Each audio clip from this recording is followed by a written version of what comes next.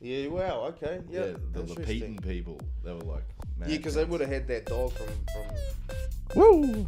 I know you don't have to start. Oh, I thought you were starting. Oh, sure, yeah. We are starting. Yeah. I was getting a little bit nervous for a second. But you're allowed to talk at a podcast. It's kind of the whole point. Last time I talked all the way through your fucking intro music because I didn't realise.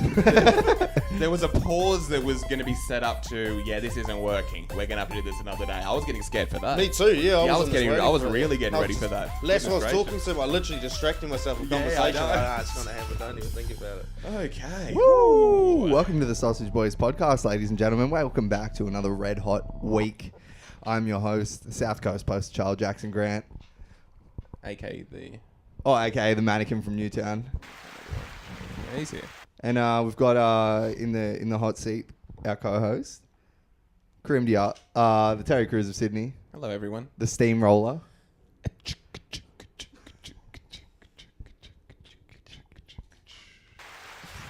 It's Karim Hello, Diallo. ladies and gentlemen. Hello. How the hell are you, my dude? I'm going good. I'm very excited. For this episode. I think this is going to be a great episode. I think there's going to be a lot coming from this one. This is going to be one. But yeah, for the listeners right now, you're in for something special, I think. Oh, yeah, but all the Vishal ones are good too. Oh, yeah, the Vishal ones are great.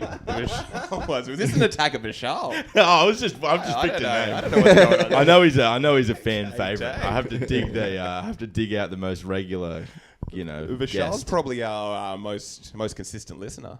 He's the most. I think he's the most guested person as well. That's why I picked him. I reckon. think so. Lockie's nipping at his heels. Oh so. yeah, Lachie That's could have been very right true. there. But you know that voice. You love that voice, ladies and gentlemen. Very good friend of the show, Mitch Parry. Hello, thanks for having us. Thanks for coming on, bro. And we've got a brand new guest on the pod. First time on the pod. Goes by the name of Elliot McLaren. Kia ora whānau. Ooh, How's everybody going? What is that? What does that mean? Kia ora, a literal translation is be well. It's just like hello and thank you. And, Kia ora phone. Whānau means family. Kia ora whānau. Yeah, kia ora whānau. Yeah, so that's like saying be Kia well, ora fella. whānau. It's like saying hello, family. How are you? Okay, I like that one. Kate te pehe koe. Yeah, I like that too. There you go. I like that one a lot. Yeah, I really like that. I was ready to critique it and be like, how about we just say be well? That's an easier thing to say. But no. Because you can use it as thank you and stuff. So it's just somebody gives you something, kia ora, bro, thank you. Kia ora. Yeah. I was going to say, what is this? Is this like an Islander thing? I don't know much about Māori. It's Maori. Māori language, yeah. My mum's Māori. So how's it different to chur? See, that's true. That's a very good point. Yeah, we need a full That breakdown seems of like all the this. exact fucking explanation I was given for chur. Oh, It cheer, is, bro. yeah. But yeah, cheer, brother. Oh, chur, Yeah. Oh, cheer, my bro. chur, bro. Cheer out, bro. Cheer, my bro. So what's the situation? Because Islanders seem to get lumped into one box. Yeah, they do. You know, we were Yes. sort of just whispering about that, me and Mitch, but they absolutely do. Like, it's funny too. If you ask a Māori person, are you an Islander? Nah, bro. Right. Polynesian? Nah, bro. I'm Māori, yeah. Right. Yeah. So there is a sense of like, no, I'm from this group. I'm not Yeah. just Islander. Would you identify as Islander? You sort of have to. I mean, you're in the Pacific. You're on an island. Yeah, you're on an island in the Okay, Pacific, you're and an you know what I island, mean. And yeah, it's the same. It's the same group. It's the same group that started in the Great Migration like 3,500 years ago. They made it to Hawaii. We all left Hawaii, and nobody really knows what that is, but they reckon it's like modern day Taiwan or one of those sort of Hawaii. areas. Hawaii, that's what we call it. And then they landed in Hawaii or Hawaii. Yeah. 3,500 or something, 4,000 years ago.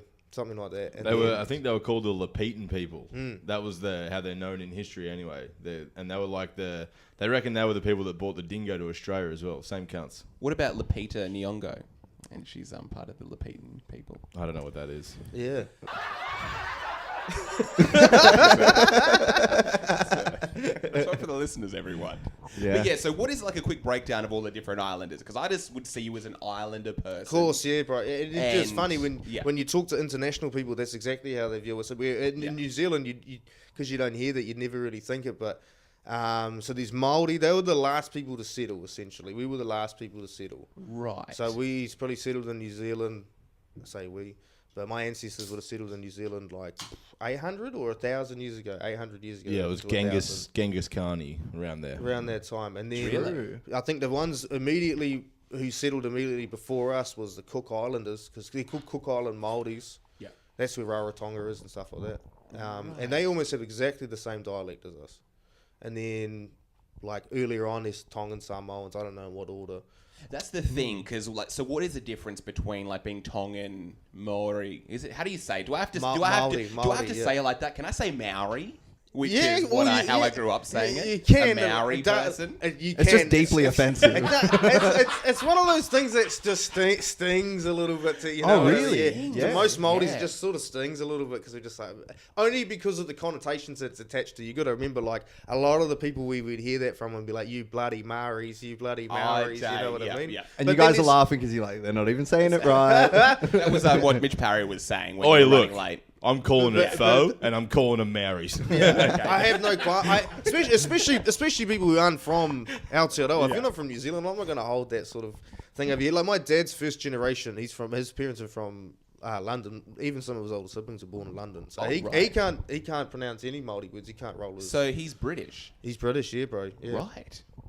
But it's weird. Some of those like Welsh people roll their like Gumbri and Biff. Yeah, like, hard out. Yeah, he's one of those dirty, poor Cockney families that rolled over with 12 kids and fucking got on the dole.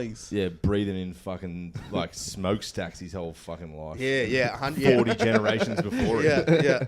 Why do I feel so sick all the time? His dad literally died of emphysema. His dad was 100%. But when my dad was like 19, I think, when he lost his father. Yeah, true. Yeah. His father was old. His father was born in 1904. Fucking hell. Yeah. Old boy. He dodged 2 wars, but basically. Because he had 13 children. So by the time my father was born, he was in his 40s, 50s. Yeah, so. Too young for the first, not old. Too young for the first war, too old for the second war. It was like the perfect age. Yeah. Wow, it might be a nice time. Is there like a generation? Well, you had the depression in the middle there, but that's true. That's very true. Yeah. So he's some geezer, and he ends up in New Zealand calling. What are all these what are all these Maoris doing here? Well, you know what? Believe it or not, I only heard this recently.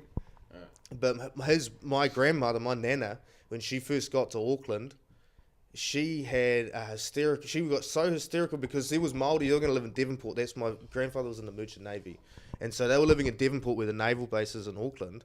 And when she got off, she saw heaps of Māoris join the Navy. So and also they just lived there. You know, it was Māori land originally, so there was Māoris there. And when she saw Māori people, she got so hysterical they had to sedate her.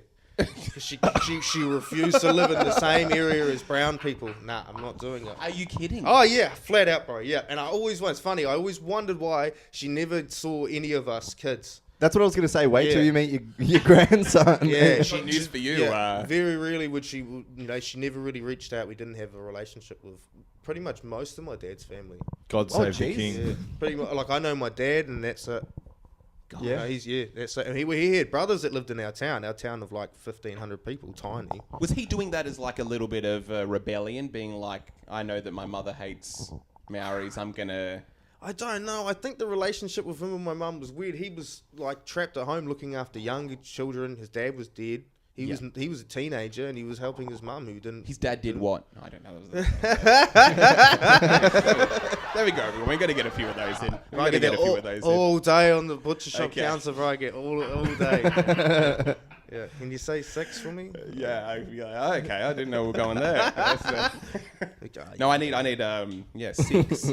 I don't need intercourse. I literally just need 6 of those kebabs. Yeah. That's all. So, yeah, what's going on in the family? So it's your mother is Maori. Mum's Māori. Her mum was close to full Māori, and then her dad was he was a Scotsman, basically, yeah. Just Scottish. That's where McLaren comes from. Also, there's a lot of mixing going on. Heaps of mixing, yeah. Scots mixed with Māoris a lot. So did Croatians, so did Irish, yeah. So they're all in Scottish. I wonder if there was something going on.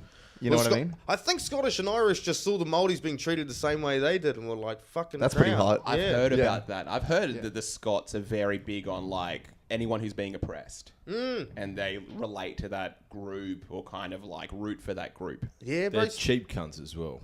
Scots. Oh, they're tinny fucks. Oh, they are. Actually, that is a tinny big fucks. stereotype. Yeah, absolutely tinny. Yeah, 100%. I'm actually Scottish. I don't have any of my... I'm not, like, connected with any of my roots in Scotland, but I'm tight, and I wonder if that's where it comes from.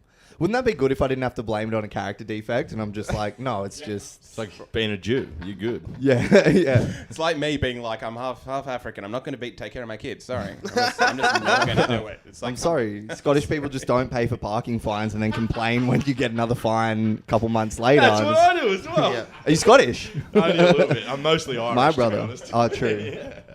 Mostly. Oh, wow. So there's a lot of mixing going on in your family. They're all in New Zealand. Yeah. And your dad, what happens there? He meets this half Caste. Well, she's this Maori. brown girl. This brown girl meets. brown enough to scare his mother. Oh yeah, 100%. Yeah, 100%. Yeah. He's getting off on that a little bit. She was adventurous. She'd left New Zealand. She'd travelled. She'd travelled a lot of the world. She'd biked across Italy and Holland by then and stuff like that. And she was She'd had a bit of black dick before. She was adventurous, man. She got into it. Yeah, hard. No, I think she had a same-sex relationship. She had a girlfriend, you know. Whoa. So and this is back in the 70s or whatever. She's like, I'm very open-minded. No one's talking about this yet, but the LGBTQ community, I love that. Māoris? No. Yeah, oh yeah. I don't think anybody knew about that. She told me that later on because when I came out of the closet, she was there was like problems. I got told I was, don't come to family Christmas that year and stuff like that. She told you that? No. My extended family, my whānau, because Māori people have big family Christmases, like 45 of us. Yeah. We'll dig a hangi pit. We'll have a hangi, which is where hangi is where you dig a pit in the earth, and you heat up stones and then you put the food in baskets, wrap it in cloth or wrap it in coconut leaves or whatever, put it in baskets and put it in the earth and in the pit, and then you cover it in dirt and you cook it for like 6 hours. It like steams and Wow, it tastes good. That sounds amazing. You cook a pig in dirt. Oh yeah, bro. It's amazing. Yeah, you delicious. do. And all the meat just falls off it. It's so nice. Yeah. Wow. What's going on with the seasonings in sort of like a Maori cooking? Māori cooking's pretty. I mean, it's pretty. Nah, not really. It's pretty basic. All the flavor will come from the different foods that you're eating, and that's really about it. I mean, like people don't like to say this because it sounds. You get the wrong idea, and I know people get that wrong idea, but essentially, Māori people were still kind of in the Stone Age when when the colonization happened. Well, when people started. You know what I mean? Same as the indigenous Australians and all the other Pacific Islanders. We didn't have any metals. We were using stones and wood. To a very, don't get me wrong, we were, did great things. Doing well with it, yeah. Yeah, sailed across the South Pacific using just stars, Wow. Amazing voyages and amazing people, really innovative and some of the best warriors in the world. I think Winston Churchill said, if I had an army of just Māoris, I could conquer the world. Whoa. Yeah. That's a huge thing, that warrior culture. So Like they did a lot, but they were still in the Stone Age. So the cuisine was very wasn't basic, but it was probably primitive compared to what we have today. But they're getting a lot of it, because how are they so big? I find most Maoris are... Well, they say there's And one of those Islanders. theories with the Lapitans that why the Islanders became so big is because the biggest cunts could row the furthest. Yeah, I've heard you mention this one before. Plus- and yeah, that sounds... What's probably true. like Plus, it with rings a true. warrior race, you're always going to end up with physically peak physical because it's trial by fire. It's literally survival of the fittest. Yeah. because you're going to war all the time. So it's the best warriors, which is typically the biggest, strongest, fastest people. And if you're going to inhabit an island and you need to row a boat, you're bringing some fucking chicks that can pull their weight at least a little bit. So So the women are staunch too. they're big as well. Yeah, because they're working. They're not chilling. housewives. You know what I mean? Yeah, so Yeah, they don't have an air fryer. It's still a They don't- hunter-gatherer culture. they do now. They do. Oh, yeah, right. Yeah. Yeah. Dang gosh. So your mother, she's had a same-sex relationship. By this point, Was this open? Did you know this not till at a young age? Nah, not until I came out. I didn't come out Wow. until I was about 21, and then had obviously things happen and within the family that was and my own friend circle and everything like that. Yeah. I wasn't comfortable to go and play rugby anymore. I had to stop playing footy. Dang. Just because there was a lot of homophobic people in the team. Oh, this is after you came out? After I came out, Wow. yeah. So my whole circle changed. My whole circle changed, and Was that surprising, or were you? I expected it. You gotta understand. Before I came out of the closet, I was a very different person. You know what I mean? I was running with gangs. I was a drug dealer. I was a violent criminal. You know what I mean? I was a completely different person. So, I started doing drugs when I was 12. So by the time I was 18, 19, I was doing some, Really dumb shit. So how does this even kind of get to you at 12 years old? I guess it starts smoking in the toilets, and then it goes from there. Is that how it all starts? It started doing spots. I think was my first time I got stoned. Right. And then I tried to roll a joint the second time, but Wait, doing spots? What do you mean? hot knives, doing spots. So spots, ladies and gentlemen.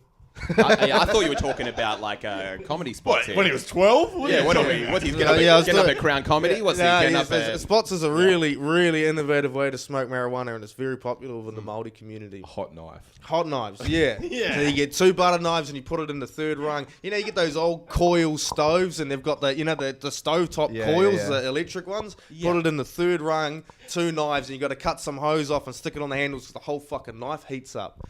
Yeah. Okay, and then you get it out and you'll get a bottle. You cut the bottom off the bottle, and one person will have the bottle ready to go, and you roll up these little dots of weed, spots. Oh, that's where the and they're small because it's so efficient that you only need little wee dots. Cause it's full hearty, and when you get the knives red hot, pull them out, and the person's waiting, and it's so hot, the buds will stick to it. So you put a dot on there and press it like this, and you do the little chicken wing. Chicken wing cousin. You got to get that chicken wing going to move the knives back and forth.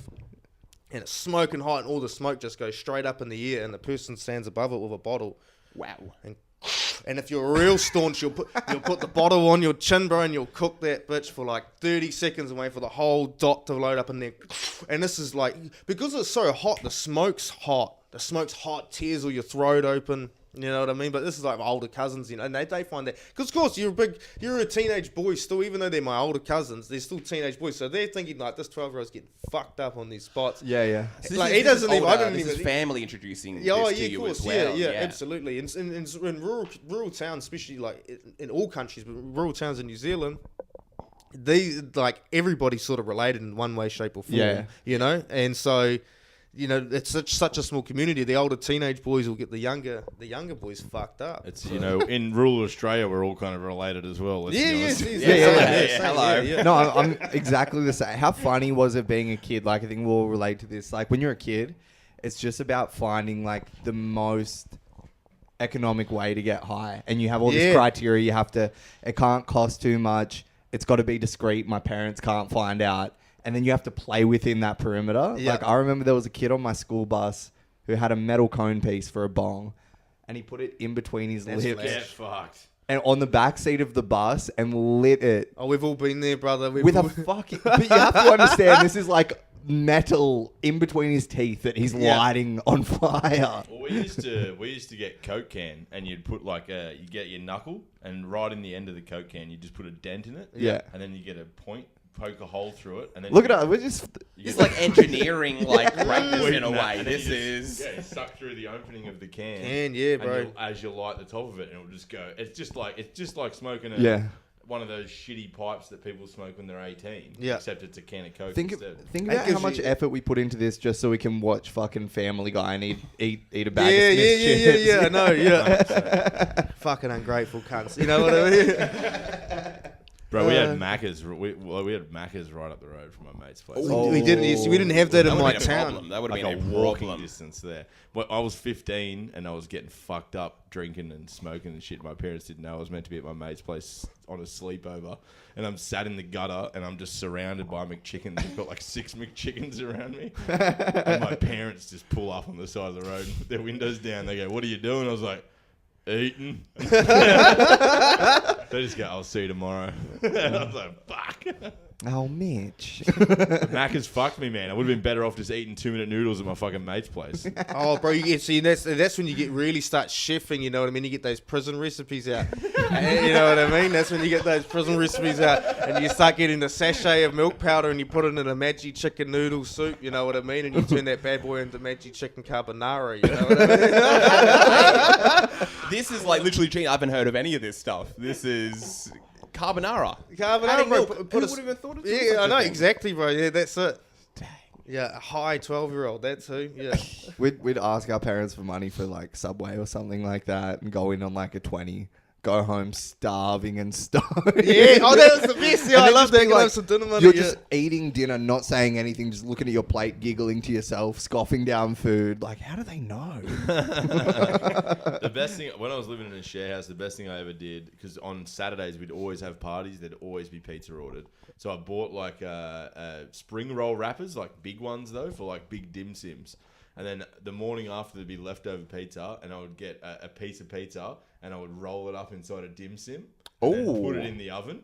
And then you just have tomato sauce there, and it would fully heat it up, and it was a whole slice of pizza rolled up with pastry over the top. Fuck. You could literally set up like a street stand selling those. It was unreal. That was like my high. Every single week, all I had to do, there'd already be pizza there. I'd just go to get the dim sim wrappers out of the freezer and make fucking pizza spring rolls. That's unreal. Fuck. That actually sounds delicious. Oh, yeah. In all It was honesty. awesome. You know what you should have done? You should have got that and put it in a hole in the ground. And Cooked it for 6 hours. Bro. Yeah, cooked it for 6 hours. So it started off, with the spots. And how did the progression happen here? So we got a bit crazy. You mentioned like by 19, imagine what I was doing. Yeah, it was a funny transition. I sort of went forwards and I went one step forward, 2 steps backwards. So I started smoking ciggies, drinking, and then smoking weed when I was about 12, doing spots. And I'll tell you what, just for the public, the most dangerous thing about doing spots, try not to do them alone if you're a rookie. Okay? Because if you're alone, you just have the 2 knives and you're pressing. And every single boy in my class had a hot knife burn on their face. Bro. Yeah. Up here on the cheek, because you're pushing so hard and you're wasted too. Yeah. So you're pushing and on the fuck, it hurts. Tourists come and be like, is this some sort of like tribal thing that you get done? Oh, sorry, 100%. Yeah, technically, so funny. Especially because all the park yard teachers had no idea, and they're like, "What's going on here?" And they're like, "It's straight away," and you just be giving each other shit. Yeah. One of the boys in my class, when he had a spot, fucking had heaps of spots and his lung collapsed. He was like 14. Yeah, we had taken him to the hospital. Oh my god, that was horrific. Yeah, and the worst part was we were on curfew, so the police were coming to check. We were home at 10 curfew. Yeah, 10 p.m. So what's this it for? Curfew is that's like you're a naughty boy. You're not allowed out after 8:30 at night or 10 o'clock at night. It was. How'd you end up on this? What happens here? Is this just getting caught? You might be caught drinking in public, being drunk in public as a young fella. You know what I mean? And they're like, "Fucking, you get your shit together." You know, or it could be worse. Could be like robbing cars. You know, because there's a lot of cars around. You could rob a car. You know, try and steal stuff out of it. That was back when you could steal shit out of cars. They had stuff worth stealing. Now it's like, fucking, what are you going to take? So this is kind of like the community, like the environment. There's a lot of crime going on. Oh, this is just in the back. I mean, New Zealand's got one of the highest gang ratio, like per capita, one of the highest gang member numbers in the world. Right. What do you think the reason is? Is it this literally this warrior culture that you have to be doing like something that requires like physicality or intimidation or it's a socialist hellscape. Right. It hasn't been New Zealand. It hasn't always been that way. Yeah, a lot of the gangs started in the 50s and 60s, so you know what I mean. It's been around for a long time. Do you know? There was something I heard the other day. I can't remember what it was. It was like really socialist about New Zealand. I was like, oh my god, you know, when you're on the inside, you don't really notice it because you don't pay attention to politics really. And then when you're outside the country, you're like, oh my fucking god. But that's the thing. On the face of New Zealand, people go around the world. They're like, oh, it's this socialist heaven. It's utopia. They take care of all this thing. And you talk to anyone who's from Auckland, they're like, oh no, my shit gets stolen all the time. All the time. There's always ram raids going on. There's always crime. Yeah. So it isn't the best country on earth.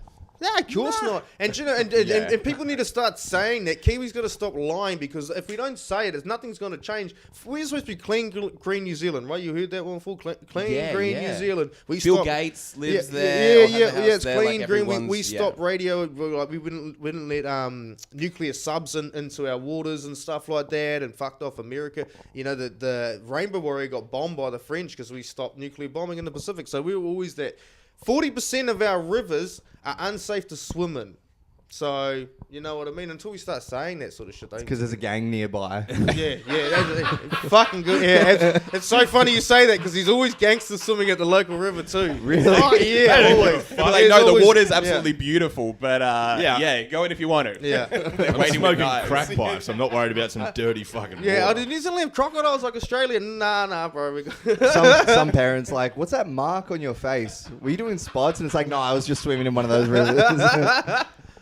But you've got there's a female prime minister. That's got to count for something. No, right? no, she's gone. She's gone. She Yeah, bounced. what's the opinion on her? She seems, I don't know, beloved by the rest of the world. What do New Zealanders think of, what is it, Jacinta? Oh, I think towards the end, people sort of got fed up and they were sort of over it and they wanted to change her face. I mean, she did 2 terms. That's, 8 years. Yeah. So, it's a decent whack. The farmers fucking hated it. Hated it. It's funny They- because she's from a farming And community. she Her father's taxed a the farmer. fuck out of them. She Yeah. fucked them. Yeah. She lost the rural side of New Zealand. Yeah, They she fucking did, hated yeah. her. Which is her father. She's from a farming Yeah, family. she betrayed her own. Wow. Gosh. Yeah. So, I mean, my opinion on her is pretty limited, bro, because my knowledge of my actual grasp of politics and everything like that is not limited. I know how the whole thing works. But at the same time, I don't know enough of New Zealand to understand if what she did was positive or negative. You know what I mean? I can only really speak for myself, and my point of view and my worldview is coming from my own world experiences, which is for the most part, not really something that would give you insight on running a country and running a nation. You know what I mean? So I try to keep my opinions about that sort of thing. I'd always have opinion about someone as a person, as a character, and she was. Well, let me talk some shit about Yeah, it. no, go for it, Parry. She said as she left, she goes, I want to concentrate on my family. I was like, that's what I've been saying you should do the whole time, you dumb bitch. Here you go, everyone. But yeah, so it progresses a little bit more. There's a little bit of violence going on, and how does it go crazy? Does it get out of control at a certain point? Like when does that? Probably really When when is it that where it mark? really fell apart was just before I was probably when I was about 15. But like when I had a break from doing marijuana when I was about 13, I did a lot of solvents like huffing petrol and stuff like that. Is this popular as well? It was popular. Yeah, it always is in rural communities and stuff like that. petrol So stuff, because it's the cheapest way to get high, and it's Fair. unbelievable high. Don't get me wrong. It's not like it's a bad one. Let's It's talk about it a fucking little bit. bad. I don't know. Nick, tell them about the Oh yeah, caravan. okay, yeah. So it was always older cousins, sort of older people around us that would get me into it. And so one of my older cousins, he lived in a caravan. He was kicked out of home. He was from Wellington. He got kicked out of home, and he lived in Picton. He came across the water, which is a tiny little town where I grew up, on top of the South Island. And so he was living in a caravan, a backyard of a family friend. And he was real into huffing petrol. And he had free rein there because he was living with our cousin before who grew copious amounts of weed. And so we'd always be taxing his weed and stuff like that. And then he was like, oh, let's do some petrol. We didn't have any weed, so we'd do some petrol.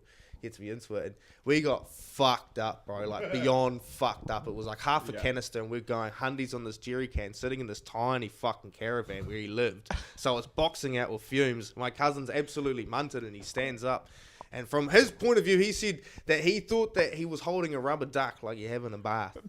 You know what I mean? And so he tipped the canister upside down, the jerry can upside down to see if you know the little hole on the bottom of a rubber duck. Yeah. And he wanted to see if there was a hole on it because he was like, there's a hole, it's a rubber holding duck. a duck right Yeah, now, if it's a hole, there's a duck. You know, so he tips it upside down and he just tips petrol all over his mattresses, all of the mattress, all over the floor, everything. Absolutely fucking hammered, yeah. Just in front of you. Oh, yeah, and I'm wasted too, looking at him like, oh my God. And you were like, what is he doing with that rubber duck? Yeah, because I'm starting to sober up, and I'm like, in the back of my head, I'm like, this is really bad, screaming at me. My nervous system's like, bro, danger, but my frontal lobe's still mush. So I'm just sitting there being like, oh my God, I need to go this is sniff hilarious. this mattress. Yeah. I'm gonna make use of this. Well, stuff. to be honest, my initial thought was, bro, you're wasting all the fucking petrol. What are you doing, It's probably not even the worst thing in that mattress.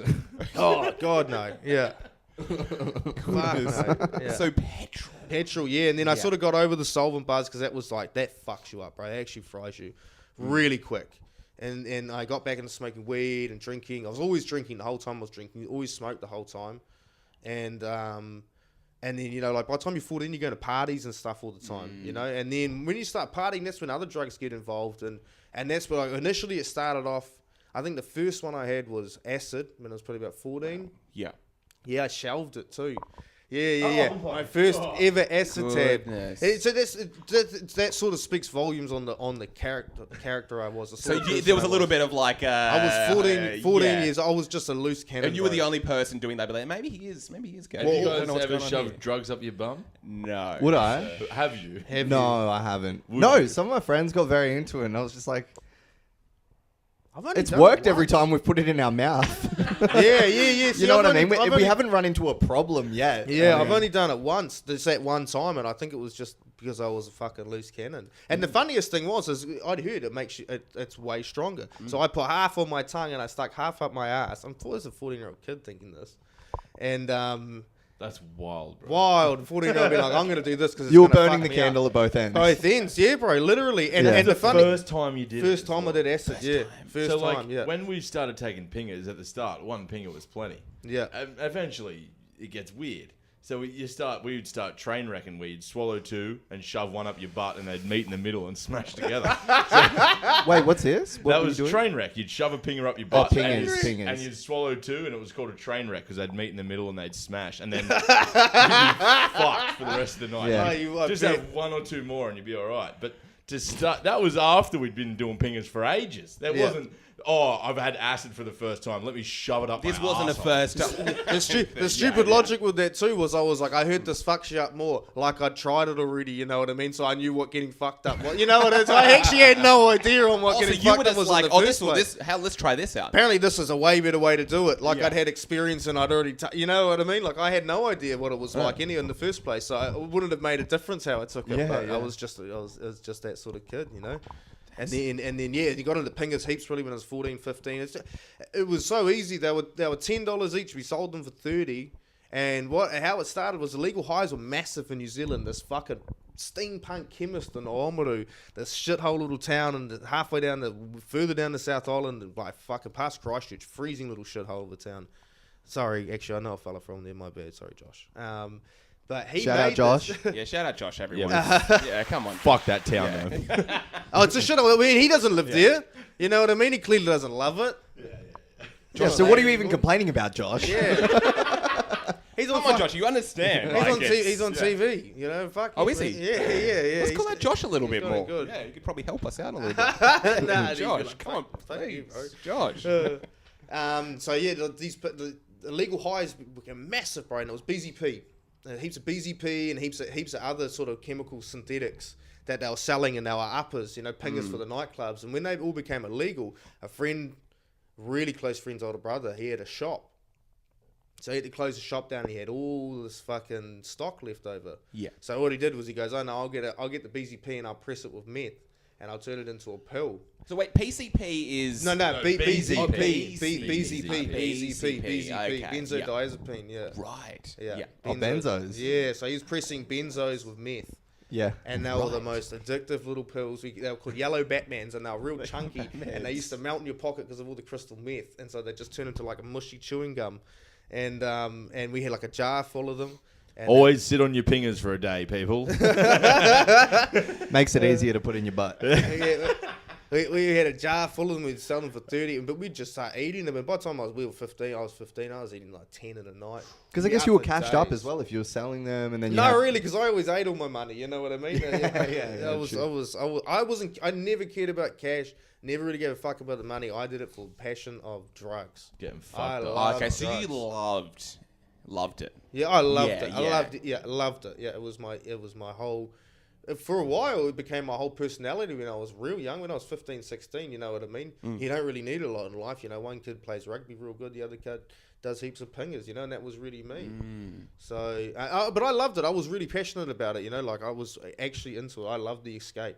Yeah. More than anything, you know? Yeah, I'm 100% with you. Yeah, it was amazing. Yeah. It was like, why would I be on this fucking boring little shithole country town when I could be in outer space right now? You know, I could be traveling around. And that's a very fair argument. When you put it like that. Traveling around the rings of Saturn, you know what I mean? When you put it like that, man. 1,000 miles a second, what do you mean? Of course I'm going to be doing that. That's extremely fair. So you weren't necessarily trying to get away from anything at that time? You were more just, I'm enjoying... Probably a lot of it probably came from like me trying to escape like child abuse and memories, it's that sort of thing. But you know what I mean? You don't realise that at the time. You're just having a boogie. You're having the time of your life. You know You're what getting I mean? fucked up, son. Yeah, I'm getting fucked up, son. Yeah, absolutely. And I was into it. So I never really gave a fuck about the money. One of my best friends, he always made bulk cash, and I'd always help him out. But it was just because I loved hanging out with him and I loved doing drugs and having a boogie with my friends. You know.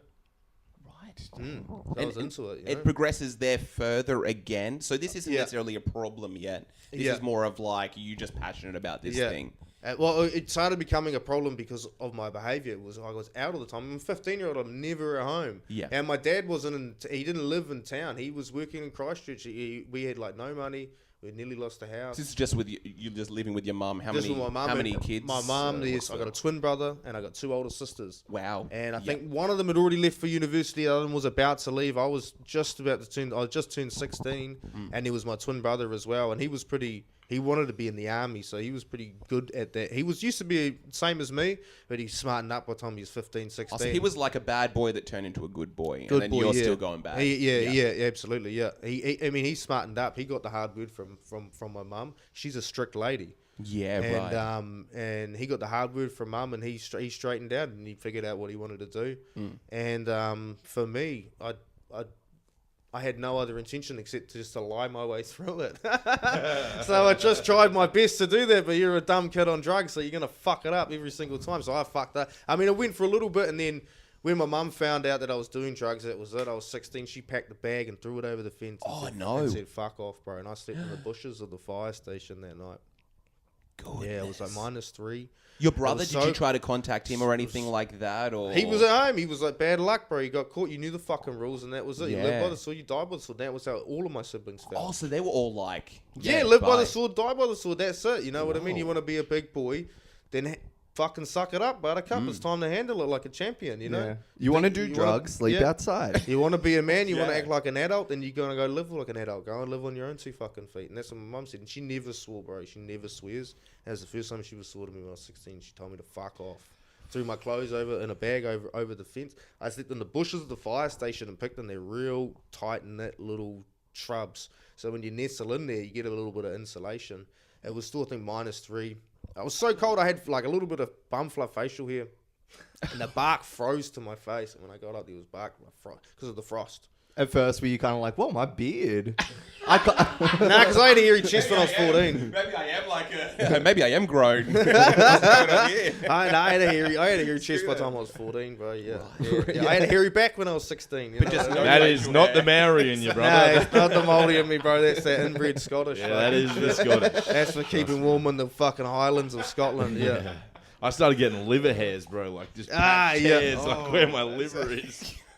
It's like the most... keep those vital organs warm, bro. You don't need that shit. The most inbred shit in the world, bro. It's so bad. When you look, I'm sure if you were like a scientist, you look at me like, man, that's a great human to function as a natural animal. You know what I mean? But in modern day society's like, bro, you're disgusting. Cause you're a fucking freak.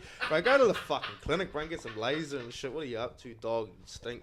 But sweat's pooling up in it. I can't even laser it now because in 20 years it's gonna be so much worse. It's just gonna keep getting worse. I'd have to be at laser constantly for the next 20 years. Doesn't lasering literally get rid of it though after a few weeks? It's only just started. It's gonna get worse. It's only started. The back hair's just begun. Yeah, you're nearly 30, bro. Mine started at 16. Mine's horrific now, and I shaved it and I fucking waxed it. Now it's just the Islander, because Islanders usually aren't very hairy. So that I thought the half. My brother, my twin brother got it all. He got all the genetics, bro. He's fucking caramel tan all year round, hairless, fucking little twink, motherfucker. I can't believe it. Yeah. Okay, so you kicked out of home and you've had your first night. What happens then? Go and stay at my mum's brother's. Downstairs, and I fucked that up in about 3 nights. Came home smashed, bro, and tried to cook these chicken steaks in his oven, and they caught fire, bro, and the smoke alarms went off at 3 a.m. What the fuck's a chicken steak? Yeah, did you get kicked out? This mush, bro, frozen mush you'd heat up in the oven at 180, you know. That's what I was. You were like, Chicken steaks, bro, I'm going to cook these chicken steaks. And he's like, no, you're fucked up. There's no such thing as chicken steaks, bro, yeah. That's your hand, cuz. What are you doing? Slip doing spots again, bro, you fucking idiot. You know, there's a horrific joke, and I shouldn't even say this, but there's a really horrific joke about it, because you know Māori women get their chin tattooed? Yes, I have seen that. It's a really bad racist joke in New Zealand. I shouldn't even say this on air, but everybody always fucking all the heaps of white people, Pākehā people always make this fucking dumb joke when they'd be like, oh, nah, she just fell asleep doing spots and landed on the stove. Because of the coil, you know, it's got a coil on it, so... Yeah, we got a couple of those jokes here too. Do you know what? And then, I shouldn't be saying this because I'm Māori, and I know heaps of Māoris will hear this and be like, fuck you, Elliot. But God damn, I love that sort of humor. It just makes me piss myself. It's so funny. I don't know if it's because I'm a dumb boy or what, like It's probably the realness. It's the realness to it. Do you know what I mean? It comes from a real place where this is an activity that I guess you did and everyone did growing up. So it's such a funny thing to. But and it's so creative and it matches, but it's so ludicrous. You know what I mean? Exactly. It has to be completely ridiculous. Otherwise, it's just flat out racist. But because it's so ludicrous and it's so vivid, it's such a vivid image of landing on the face and getting that burn mark. It's fucking funny. And I've seen spotting burn marks, so British sense of humour. It is a British spot on. Yeah, definitely get that from my dad, probably. Yeah. So that happens, and your uncle kicks you out after making this chicken steak. More or less, and because you just have an argument. He's like, "It doesn't exist." He's like, "It does. I'm going to go cook it." He's like, "It doesn't. Get out of here." You're doing spots on the stove again, and we did do spots. I was disrespectful, man. I had no respect. This guy's taking me in. So I'd crash on my mates' couches every now and again. I was working at a restaurant. A sort of Italian-style restaurant that was in the little town as a dishwasher. Okay, you're 16, so you quickly... I'd left school, bro. Yeah. I was homeless, and I'd left school at 16. So there's a little bit of initiative there. You literally went and got a job. I always worked, bro, from the age of 12. Age of 12, I always worked, because I had no money. So I was like, you know what I mean? And I said, Mum, can I have some money for school holidays? Yeah. Get some employment, cuz, you get paid by the hour. Okay, sweet. Done. Gosh. Kitchen staff is... infamous for drug use. Oh as well. yeah, it's not like they discourage my behaviour. Nepalese. We don't have any Nepalese in New Zealand. Yeah. Oh, there's fucking heaps of me. Oh yeah, no, I work with one, bro. Yeah. Dang. So you're there. You're working in the kitchen. Yeah. And what's going on there? You're 16. My old man's down in Christchurch helping with the rebuild. The first earthquake had already cracked, fucked up the city. Quite a few hundred people had died, and then he was rebuilding. Just because the money was so good, so he was down there doing that, and he had a little flat that he'd stay in for 3 weeks, and he'd come up for a week, see the family, and so he was like, it was a spare room, so that was where I went. I jumped on a bus from 400 kilometers to my dad's little place, and started working, and went to culinary school for like 2 months, dropped out, bro. I was just doing drugs all the time, and I didn't really want to be there. I wanted to be a butcher. I wanted to be a butcher. And you're a butcher now, so this has always been a bit of a hustle and a passion. 4 years old, bro, I wanted to be a butcher. Whoa, really? Yeah, no That's shit. cool. When I was 4 years old, I said to my mum, I'm going to be a butcher when I grow up. Wow. I'm going to make the best chicken steaks. Fucking see, yeah, absolutely. Yeah. I almost did butchery when I was picking an apprenticeship just because I wanted to work in a fridge. Like, I didn't want to be in the sun. Oh, you're big on want to be just cold. Keep it cool. Great jumper. Do you know what I'll tell you right now, brother? I've slammed 2 points of crystal meth and used a car in a ram raid, and being a butcher was the worst mistake I ever made. None of it's great, bro. It's all shit. It's all shit. Like, you think locksmiths are loving their life. So you're not liking it. What's the issue with being a butcher? I love being a butcher. It's the industry is horrific, bro. It's the second lowest paid trade in the world. Oh, wow. I worked 11 hours today with no break. You did mention that, which is absolutely it's the second lowest insane, paid trade in the world. It's hard. You've got to be a tradesman. You've got to be a customer service person because you're serving, and you've got to be a chef because you've got to learn how to cook all your products. Yeah. There's a lot involved, and it used to be a really respected trade. And I love working as a butcher. It's a lot of fun. I don't want to do it all day, but... Imagine having a butcher shop around, like, Newtown, and you're, like, really putting in so much work. You're on the 10th hour of your shift, and, like, this greenhead chick comes in. It's just like, what you're doing is wrong. And you're just like, come on, man. Do you know what? I'd actually prefer that to working with the absolute fucking cunts on the northern beaches, bro. Like, not all of them are cunts. There are a lot of surfy cool dudes there, but the rich fucks that a lot of the... probably 15% of my customers are absolutely wonderful people, and I love them. And then the other, 85% are horrible people, bro. And it's northern beaches, so you can... Yeah. They got money, bro. Yeah, they got money. You'll serve and stuff to them, but they don't even say hello. Wow. I want this, and this. So are you working on the northern beaches now, is it? Yeah. Yeah. I've worked there since I got to Australia, basically, yeah. It's... The northern beaches is just the Shire. It's the same shit. Racist. Racist as fuck. The only difference is Bankstown's fucking 20 kilometres from the Shire, and fucking 60 kilometres from Manly. If you put Bankstown where fucking Macquarie Park is, those cunts would have been furious. Oh, yeah. There would have been a riot there too, brother. Trust me, absolutely. They would have been furious. They would have been rioting as well, yeah. 100%. Because you are they would have so been separated there. Yeah, they got Indians instead. Yeah. And they're not fucking running down and talking shit. They would have told their those sandals on being polite, you know? They would have told those fellas we'll start at 8 a.m. and I'll meet you in the middle. Meet you on George Street, brother. And they would have just went for it. It would have been the same shit. It would have been the Yeah, exact 100%. Yeah, absolutely. Yeah, so there's a lot of that. So yeah, I was working. So I started in the meat industry, bro. Yeah, and then and that's full of druggies, full of criminals, full of like one of the jobs I had when I was 18. There was probably 7 to 10 criminals that would come in from the local prison and work from 7 to 3:30 every day. You're working with these guys. We smuggling drugs through the lockers, doing everything. There was this Fijian Indian fella who was in prison for bashing a cop with a hammer. And I know, and he's this wee little fella, you know what I mean? Imagine it'd be like imagine if a killer ate heaps of beef and like gained 10 kilos and then bashed a cop with a hammer and did 2 years. And he was just like real. You just would never pick it. You'd be like, oh my god, He's playing too much Super Smash Bros. I think he just smoked too much crack, bro. He smoked too much crack, bro. He smoked too much crack. He was getting protection in prison, and he was getting whatever he wanted in prison from one of the big gangs in New Zealand. So these dudes are rubbing off on you. These dudes are kind of heavily influencing. And same as my obviously I've got people in my family too who are already criminals because they're older than me. Right. You know what I mean? And they're active criminals and violent offenders. They're rubbing off on me too because I want to be like my big cousins. Yeah. And I want respect from them. I want, I'm pouring for them because my father was pretty absent. Yeah. Emotionally very absent. And then I never really had that, like, I want my dad to think I'm the man. I was all my older cousins to think I'm the man. One of them was prospecting for the Black Power. One of them's, already that had been to court several times for violent offences, growing dope, smoking meth, you know what I mean? So. And you've got no criminal charges at that point when you're working Not at.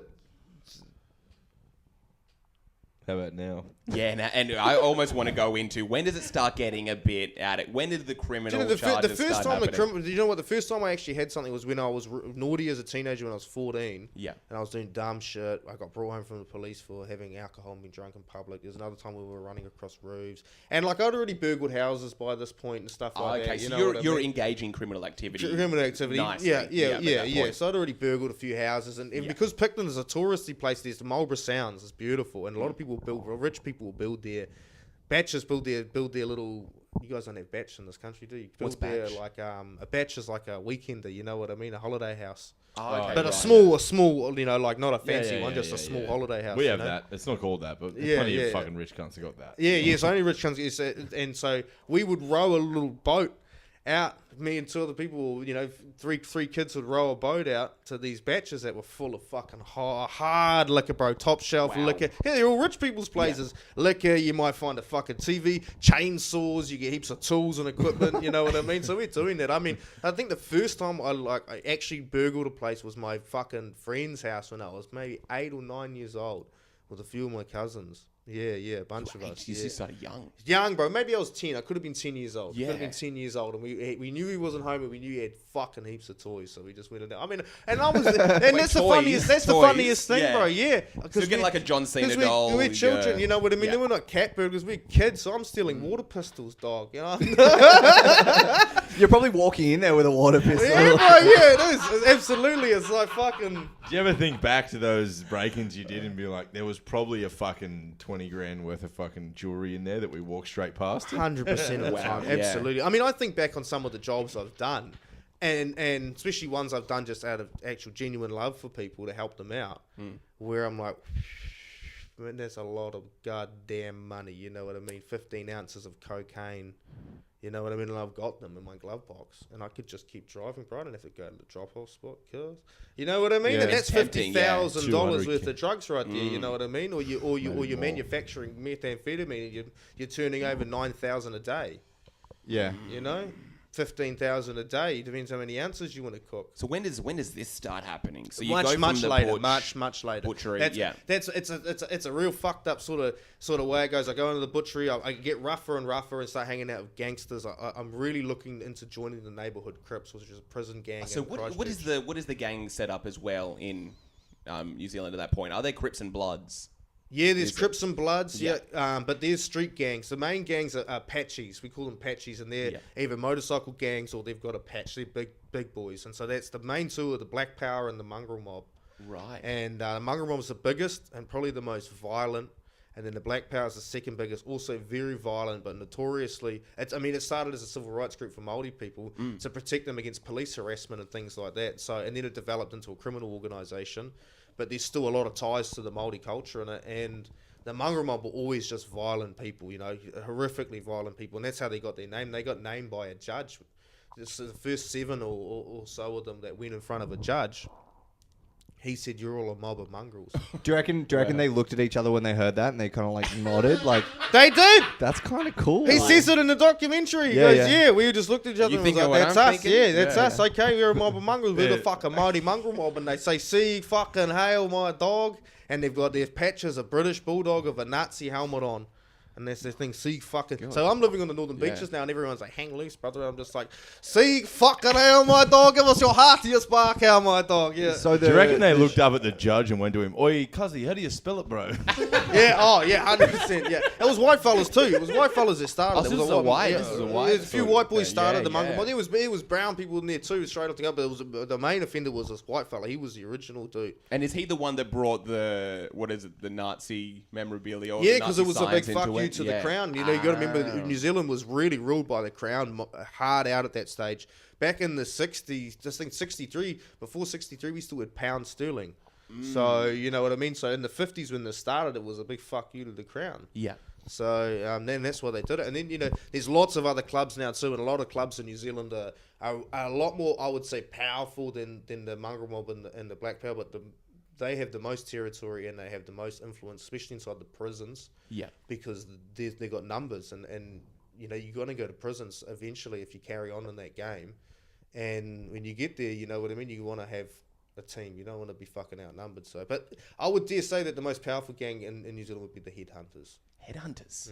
88. They've got some good names. I'll give names, them bro. That. Yeah, Mongrel Mob, Headhunters, Black Power. The Black Power. There's some really good names going on. Same judge. Yeah. Yes. Same judge. He minored in marketing.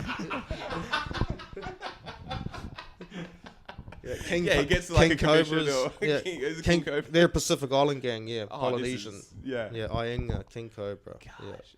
Yeah. So you're, I want to know how this happens when you actually end up coming out as well, where you're at when I guess you're working in the butcher, involved in crime, and then you've come out, and you mentioned that was a big thing of. My life would always fall apart. I'd always be broke and have nothing and be miserable. And at that point, I knew I was gay. It didn't really... Like, when I first got to Christchurch, I was with my dad for a little bit, and then I went and started renting a house. I was 17, I was renting a fucking house. I couldn't even buy a beer, and I had 2 other people there. And that's when it really started to unravel. We were having wicked fights. I bashed a guy of a golf club. You know what I mean? We'd come home after parties, there'd be blood all over the walls, things like that. And we only lived there for 6 months, Yeah, we had a gang pad next to us. They had 2 Rottweilers, and I went and brought a $20 worth of weed around the corner from my homie's house, a mob house. I ended up living with them later on. And when I was coming back, he had 2 massive Rotties, and they were outside of the gate, and they attacked me because we had earthquakes. So there's earthquake rubble everywhere, bro, and I just fucking bashed one of them with a bit of earthquake rubble and I killed it. So I was living around. I fucking killed it, bro. Fucking killed that dog, bro. It was massive. It was trying to kill me. Jumped at me and I just caught him in and clapped that thing, and the whole white of its whole eye turned white, milky white. You know what I mean? Went blind straight away, and then it started running, and it had a stroke, had a car, and then collapsed and died. Yeah, bro. Wow. Yeah, bro. Yeah. And then the other one sort of was like, oh, fuck that. And I'm not going to mess with that guy.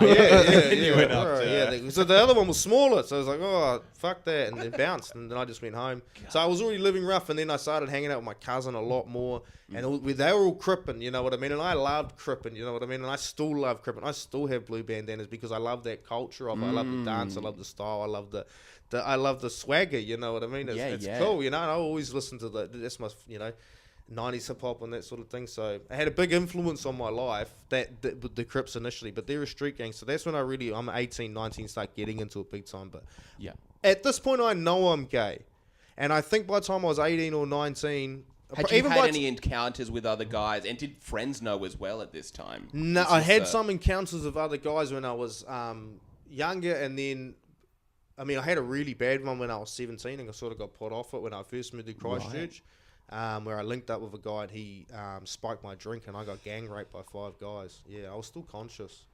Goodness. Yeah, it was wild, bro. It was crazy. So I was still underage at that. I mean, I was 17, you know what I mean? So I was pretty heavy. So I sort of got put off it for a little bit, and then I would go sneak into the sauna. And the funniest thing about the gay sauna was, it was around, it was around the corner. I'd go in there underage sometimes. I had a fake ID, you know what I mean? And like by 18, I was really actually starting to be like, I'm bisexual, I know that much, because I was having sex with women too, you know, with the crew, you know what I mean? Because there's bitches, and so you want to have sex, you don't want to look like you're a fag. So this is like a train. None for me, thank you. Yeah, no thanks, I'm good, thank you. Yeah. No, she's uncouth. Yeah. So you knew you were there. You're going to the saunas. You had a bad experience, but it didn't put you off. You were still kind of. It sort of put me off, it sort of put me off. But I was like, to be fair, I just locked that in a vault. You know what I mean? Yeah. I locked that in a real good vault. You know, that was like they got locked up with the molesting and everything. You know what I mean? So that shit is airtight. Nothing's coming out of there, baby. And I'm doing so much drugs, it doesn't matter anyway. So I'm going to the sauna. Yeah. And the funny thing about the sauna is it's in the hood, you know what I mean? It's on the turf. So I'd be leaving the sauna at like 1 in the morning, like ducking my head, and I'm like standing there ducking my head out of the door, and then there's a car coming, and I jump back. Did other people know? Did they know that there was a gay sauna there, like the boys? I don't, probably not, bro. Looking back now, I'm like, nobody would have known it was a sauna, but you know what I mean? I just didn't want a homie to be like, oh, bro, what are you up to? And like, so let me come in. I'll come in. Where have you been, bro? Oh, I've just been at the gym. Oh, is that a good gym, bro? I'm going to go check. And you know what I mean? And then I'm they're like, is that the gym where the bench press is right near the back wall? And you're like, that's the gym where the squatting rack's got shackles. You know what I mean? Like, fuck. It's just showers. It's just showers. Oh, fuck. So you're sneaking out of this thing, making sure no one sees you, and you're underage at this point as well. I was probably at this, like, when I was really sort of getting, like, thinking I was a hard cunt, I was probably like 18, 19. That's when I was working with these convicts, you know, and I was, really exposed to a lot of criminal activity. You know, that Fijian Indian guy, he didn't pay his fucking dues when he got released from prison, and they firebombed his mum's house, you know what I mean? So I was already getting exposed to heavy shit. I think I'd Molotov the place at this point, you know what I mean? I'd already thrown a Molotov into a garage at this point. I was doing loose shit. Was his mum Fiji or Indian? I didn't Molotov the Fijian Indian guy. Just for the record, I didn't Molotov his house. It was a different house. I still Molotov though, but it wasn't that place. Yeah. That was the actual that recorded crime I wasn't a party of. The unrecorded one. It was a doghouse. Yeah. It was, mention, fuck. Yeah, you know, just for killing dogs. No, I was the other Rottweiler. I was trying to put it in the hungy pit, bro. I was trying to get the stones warm for the hungy pit, bro. I was cooking that dog, brother. Oh man! So you're frequenting this sauna. I wouldn't say frequenting, but I'm going every sort of like now and again because you got to remember I was so homophobic at this, like when I was a young fella. So when as soon as I would be done sleeping with somebody, I felt like sick to the point where I would throw up sometimes. Wow. Yeah, disgusted in Really, myself. bro? Oh, you're disgusted in myself. I felt sick. I was so disgusted in myself. So much shame. I hated it. It was the worst thing you could be where I came from. Right. You know what I mean? I'd hear my own father say things like, you know, like, I fucking hate fags, they're disgusting, they make me sick, you know what I mean? He would never allow anything feminine, like homosexuality on the TV and in any form of media whatsoever. I mean, we were kids and we got, like, I think, you know, when you're a child, you might wear your mum's high heels, man. That's a hiding, bro. You get a hiding for that. I remember bringing him Father's Day present with my brother, and it was a tool, so we had each end that was wrapped, and he couldn't see us. He could just see that we were shoulder to shoulder walking towards him. He couldn't see below our chest. Yeah. And he just jumped up and fucking spit it. Oh, he's wow. like, what are you fucking cunts doing standing? What are you boys doing standing so fucking close to each other? It's disgusting, you know what I mean? Don't even fucking stand so. And then he came around the corner and we're like, Happy Father's Day, motherfucker, you know? He's like, yeah, it would have been a good one. You kind of ruined it with the whole, whole, 100%, shoulder thing. 100%, you know what I mean? He had a temper on him, you know what I mean? When I was 18, he Fuck, when I was 18, there was one time when I was 18, he fucking tried to kill me with this 12 kilo dumbbell. Yeah. I love how you remember how heavy it was. What happened there? I used to use it for my tricep. He's like, you trying to look good for some guy? Yeah, tricep punches. Yeah. No, I do tricep punches so I could box faster. So I'd get 12 kilos and just punch as hard as I could. Yeah, and just work, just so we had faster hands. I don't think it did shit, but you know what I mean. No, that'll do something. You reckon? Yeah. It's got to do something. I'd hold weights and punch with it, so I'd have faster hands when I had no weights in it. Just dumb shit like that. And what happened there? So what were you doing in order for him? Let's just say next Father's Day is going to turn out pretty different. You know what I can say? I'm going to say whatever I like about my father. He's got dementia. Ain't going to remember this anyway. So. No one's laughing at that joke. Why is no one laughing at my dementia? That's a good one. That's too dark. Really like Well, the weird thing is, both their parents are dead. Both your parents are deaf? No. Did you say dead or deaf? I said dead. I was just. I thought you said deaf, and I was like, oh, bro, is that why you're friends? You guys can do sign language together. I was just imagining your father who has dementia is like, I'm happy because I know at least my son isn't gay. Yeah, 100%. Yeah, that's the why I'm not looking forward to when he forgets that part. He hasn't forgotten it yet. So. Oh, so he found out. Is this when he tried to kill you, or? No, this is before. This is separate. This is just because he got angry. We had an argument. I was having a bit of a dust up with one of my siblings, and he just fucking spit it. Yeah. Literally went to murder you. Oh, yeah, he's like, I'm going to fucking kill you. And he had this 12 kilo dumbbell and he couldn't catch me. And I was running around the car in the garage. And he's like, fuck you, and threw it at me. Yeah. Yeah, you should have stopped training with the dumbbells and just started training those legs, man. Yeah. No, I was sidestepping that motherfucker, bro. I was running around the car. And he was, he couldn't get me. I was fit, bro. I was fit. I was processing 35 tons of meat a day by hand. So I was fit, bro. Yeah. You're not really white trash unless you've had a fight with your dad. Oh, yeah. That's true. Yeah, true. Yeah, and that doesn't mean that you got a hiding from your dad when you were 15. That means, like, when you're an adult man and you're having a punch on with your father, I mean, come on then. There's something kind of beautiful there when it's literally kind of like, no, this is even now. Oh, yeah, I'm old enough to, this is going to be on. Yeah, absolutely. Yeah. So what happens as well? So when you come out, you mentioned your mum talks to you and being like, hey, it's okay. So you're back with your mum at that point. She's really liberal in those sort of mindsets where she wouldn't give a fuck if you're trans, anything. She's a wonderfully supportive person, really good mother, just very strict, very anti-drugs and That's probably.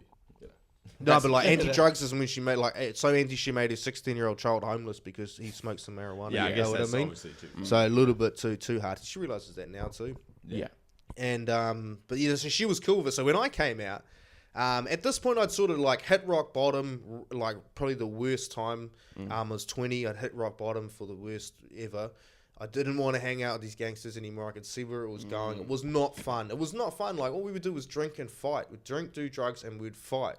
And that's it. Yeah. And it wasn't enjoyable anymore. I was making a little bit of music with him. I sent him a... Oh, I haven't heard it. Yeah. Sent him a song on a grime song I made on Spotify when I was... SoundCloud, sorry, 8 years ago. Years ago. So this is around that same time. But I was sort of over it and I met this guy on Grindr.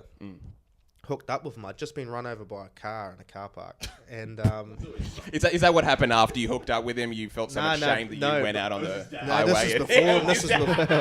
This is before him. This is the lead on into rock bottom. Yeah. I was high as anything, and we were going to go get some Christmas presents for my cousins' little brothers. Yeah. And we went to the fucking, it's like the Big W. We went to basically the Big W, it's called the Warehouse, at like 11:30 at night, because it stayed open till midnight, 23rd of December. I was in this 400 car park, it's completely fucking empty. It's 11:30 at night, and I'm swinging a cigarette waiting for this cunt to get out of the store, and I drop it, and it rolls onto my car, and it's my last one in my packet, so I crawl underneath my car, and I went and get pinched the cigarette. As soon as I pinched that fucking cigarette, I saw some headlights pulling into the car park. 400 fucking parks, bro, and this cunt parks next to me. And I knew they were going to as well. As soon as I saw the lights, I'm like, I'm fucked. I just had that instinct in my guts. And I just grabbed the cigarette, and then they just parked right on top of my ankles. Oh. Yeah, parked right on top of my ankles. And then they think they realised I'd parked on top of something. And my cousin's flatmate was in the passenger seat, and I screamed. And he was like, hey, you just parked on my fucking homie. And she panicked and like, I don't know if you've ever driven a manual You can park car. anywhere, just not on my friend. Not on my friend, please. Yeah, absolutely. Which is a shame. I didn't really want to be associated to him. But, it was too late now. He said we were friends, so whatever. I had to roll with that. And she panicked. And like, manual cars, you can drop the clutch in them. Yeah. Oh, no. And so she panicked because she was a 16-year-old girl. She's a P-plater. And she dropped the fucking clutch, bro, and she binned the tires up on my left ankle and took the top of the ball joint out of my ankle. Yeah, top of the ball and socket joint, the ball bit. Took the top of the bone out of my ankle. Shredded it up. I had tire rubber and fucking dirt and shit in my ankle. I had a big hole in it. You said, well, Merry Christmas to me, I guess. Yeah, oh yeah, absolutely, yeah, bro. And I'm working as a butcher at this point, busiest time of the year. You know, I got to call my boss at midnight, and so I didn't even want to go to hospital. Nothing. The other ankle was fucked too, and I got up and I leant on the passenger door. Her boyfriend had and he was like, "Oh my god, are you okay, bro?" She was catatonic. She couldn't even speak. Yeah. And he's like, "You okay, bro?" And I was like, "Nah, bro, that really fucking hurt, man. I'm gonna go back to bed." And tried to jump in my car. So you're in shock. I'm in shock, bro. And I'm yeah. fucked off because I know that this is bad and I'm going to have to deal with the consequences, but I don't want to, and I just want to carry on with life like nothing happened. So I just jumped in my car and went to go drive home. Yeah. Drive to my cousin's house. And then his flatmate was like, "Nah, bro, you got to go to hospital." He fucking spins out. We go to hospital, skidding around corners. He's going ape. Well, he leave my cousin there. We completely forget about him. You know? And all they did at hospital was they got a Colgate toothbrush out of a packet, and scrubbed the ball joint clean, wrapped it up, and said, "Don't get it infected, or I'll take your leg off below the knee." This is this socialist heaven we keep hearing about. A fucking Colgate toothbrush. Right? Bro, yeah. Absolutely, you know what I mean? We're talking Eastern Bloc medical care. This is utopia, horrific. my fucking yeah, ass. This is, yeah.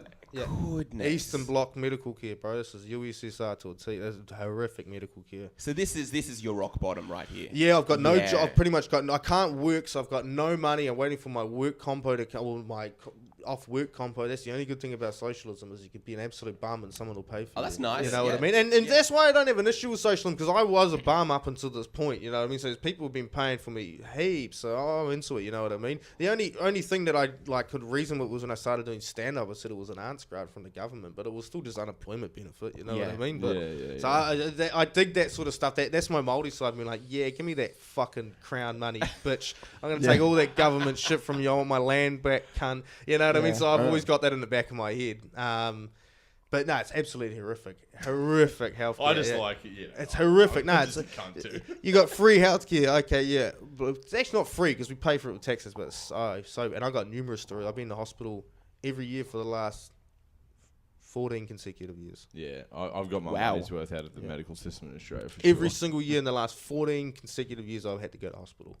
Is this out of choice or this is just life? Just being a fucking loose cannon. Yeah, every time. So you hit rock bottom then, and it just kind of. I meet this guy. Yeah, I'm bandaged up. I got no money. I can't work. I don't want to hang out with my friends. I'm over them. And then my family's up in Picton, Christmas time. I come back in between Christmas and Christmas and New Year's. Gooch and week. I meet this guy. What's that? Gooch week. Gooch. Is that? Gooch, I've never fucking heard that before. That's great. That's great. I've never heard Gooch. Do you know what Gooch? Before. Like a Gooch. Yeah. The week between Christmas and New Year's is Gooch week. Oh, nice, like that, everyone. Gooch week. That's fucking ace. That's perfect. Yeah. There we go. We got a name of the episode. Gooch week. Yeah, hard out. I'm gonna write that down. And I met this fella on Grindr, bro, and I went. What is he? Is he Maori boy? Maori boy, nice. real dark, black as too, black as that table. That motherfucker. He used to ask me, "We sure you ain't Fijian, brother?" He's like, "Nah, I'm just Maori." Yeah. And when I first met, very charismatic, about 6 years older than me, and I sort of had a little bit of feelings. I got a new job, an apprenticeship at the best butcher shop in the country, and I thought this is my chance to change my life. Nice. And so I stopped doing all drugs except for alcohol. Still smoke ciggies. Stopped hanging out with those people anymore. I was still living at a mob house, I think, at the time. There's a couple mobsters living there. Yeah. I left there and went somewhere else, and very temporarily, and then moved in with this guy quite quickly. Very quickly. He was very interested in getting me to move in quickly, and he was very comfortable with it. I'd never been in a relationship before, and I was in love for the first time. Oh, goodness. You know? Yeah. In love for the first time. Yeah. Give it up for gay love, everybody. And I was clean, you know. I wasn't sober because I drink, but I was clean. And he was clean as well. He was clean as well. He drank influence. very rarely, and he seemed like quite an upstanding sort of dude. And I stayed in the closet for a wee while while we were together, and then I came out because I was about to turn 21, and I thought it was only fair he came to my 21st birthday dinner. Yeah. We lived together, you know what I mean? So I came out of the closet for this guy. I went around to my mum and dad's house. I said, "Mum, I've got something to tell you," and I tried to tell her I was gay. I think maybe for 15 minutes flat, and she still didn't believe me. And I was getting really fucked off because it was a big momentous, like, Yeah, it that was would such be a annoying. hard thing, bro. When I first finally said it out loud, I was like, Mum, I'm gay, I've got a boyfriend. Nah. Like, that was like, to me, I'm just like, like, I just put my most vulnerable thing out there, and she's just like, whatever, bro. And she's didn't believe me at all, and so I had to She's say brushing it off. She thinks you're literally just. I think like, I'm taking the piss. She thinks I'm playing. She's like, whatever, man. Like, you know, and then I said it like another 10 more times. She's like, this isn't even a good joke. Like, I don't understand why you're trying to go with this bit. Like, I was always sort of silly trying to crack jokes. Yeah. She's like, why are you trying to go along with this? You know, this isn't even funny. And I was like, why would I lie?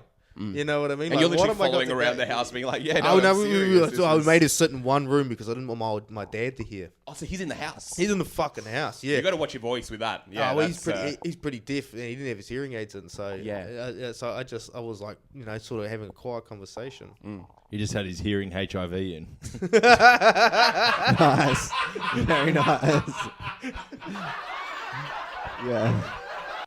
They have That's great. That's really great. That's really good. the hearing have.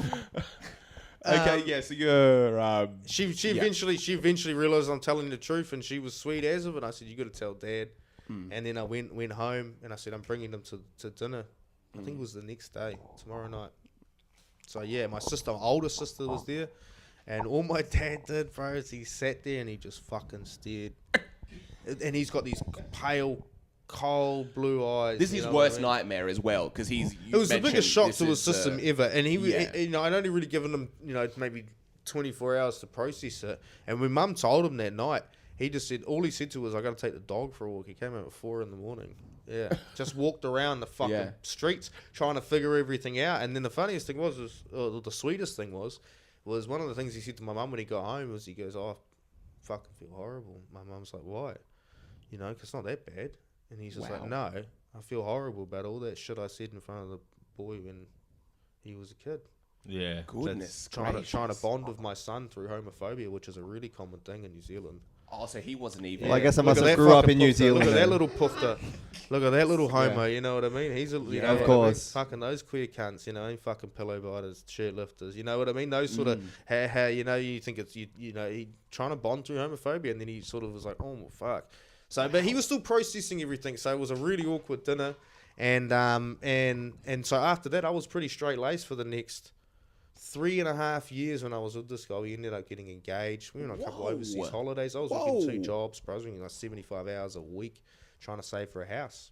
And Gosh, so you literally, this is like almost like a fairy tale ending. Yep. Even the fact your dad almost comes to the whole. comes to terms of Yeah. it. We have our own little family Christmas with my parents and siblings and Dave, my first partner. And that's freeing, right? Like I remember my youngest brother came out of the closet when he was 16. I didn't know this. I didn't even know you had a younger brother. Saying to me that the hardest thing in the world was telling me and my other brother. There wasn't anyone else. Yeah. And because it's probably similar of what you think. It was probably like we bonded over homophobia when we were young. Yeah. And that's exactly the thing that he was like, I don't want to deal with it. But once he told us, and he was like, we don't care. Yeah. There's like a freedom, I guess, that comes from it. Yeah. It's beautiful. My son was cool with it too. I mean, at this point, he was a soldier in the army. I think he'd almost. He'd seen some gay shit for sure. Oh, yeah, and he'd done. I think he'd almost done his first tour of duty. You know, I mean, I heard about those fox. Yeah, those army boys get into it. Those foxholes, bro, when you're in the trenches, because he was a digger too. You know what I mean? So he's he's cool. digging for brown gold. Yeah, 8 weeks without a blowjob. Eventually, you go. 9 months, bro. He was in the 50-degree deserts for 9 months. You know what I mean? And those Afghanis, they get down, brother. They get down on the homo crowd. Oh, no, they technically aren't gay because they got a wife and kids, but they all have sex with each other. Wow. I think that technically is gay. That's what my brother tried to tell them. He's like, trust me, my brother does this all the time, and he says he's gay, so I'm sure you fellas are too. But no, I've got a wife. I'm not gay. Don't call me gay. They get really defensive. You know, I mean, you get stoned to death for that shit. Not in a good way either. You know, not the style I like. It's like some weird old Greek shit where they're like, no, I sleep with women, but I own this boy. I own this 12-year-old. This is my boy. Yeah, I'm a philosopher. Yeah. Sorry, I'm an upstanding, very important member of this society. Yeah, I'm making a theorem, bitch. Give me some 12-year-olds. It would be funny if in like 2,000 years we're all just studying the infidels. Just Afghani philosophers. Oh my god. Because have you seen that documentary, Dancing Boys? Oh, they go hard. Those Heavy. boys. What's that? What's that about? Dancing Boys. I think it's called Dancing Boys or Dancing Girls. Yeah. And they get kids, underage kids, prepubescent children, and you know what I mean. They get them to dance, and they're basically prostitutes. You know what I mean? Wow. Goodness. Yeah, yeah. Is it in Afghanistan? I think that's in Afghanistan. Wow. My brother was in Iraq too, and he said that they had a lot of the same stuff. Like he was sitting with this fella, and he was like, "Oh, this is my wife. This is her tits. This is her pussy. Yeah. Real open. This is my wife's fucking genitals." Yeah. And then he flicks to the next thing, and it's like him and 3 other mates chasing down an Iraqi fella dressed as Santa Claus, and then when they catch him, they all take turns bumming him. And he's like, "Haha, this is funny, eh?" And he's like, "You just fucked Santa in the ass. Like, what do you mean, dog? Like, you know what I mean? Like." Well, I think you got the chimney thing wrong. Yeah, bro, yeah. You probably should have checked it twice. Yeah, nice. There we go, nice. Fellas, I hate to do it, but we're gonna have to wrap there. Jackson's got to hide out. Oh, really? Yeah, Oh, how wow. long's So it we're not, I been? feel How like we're long's it almost halfway through this one. This You We are. are. Yeah, you've Yeah, hit we halfway. You've hit literally- halfway. I've Yeah. come out. Yeah. And How long's it been? Elliot, thank you so much for sharing your story, bro. Oh, that's my It's so- pleasure. I feel a little bit guilty now. I've talked over every motherfucker. No, this is what It's it's all been about. amazing, This bro, has yeah. been insane. And I almost wish we could have like a part 2 or something. We're There's gonna still we're parts gonna we have a I part think two. we're It gonna gets have it gets to. so much more wilder after there. You have no idea. You know what I mean? So we'll leave it at the partner. Yeah. I don't think you guys can expect what's going to happen next. It's pretty crazy. So yeah, follow these guys on social media. Keep up with them. I'll chuck your Instagram handles in the show notes. But Mitch, thank you so much. Thanks, Hilarious for as having us, always. boys, Elliot, always. My amazing pleasure. story. Oh, thank I'm looking forward to part 2 as well. Until part 2. Thanks for listening. Yeah, peace. Booyah. Peace.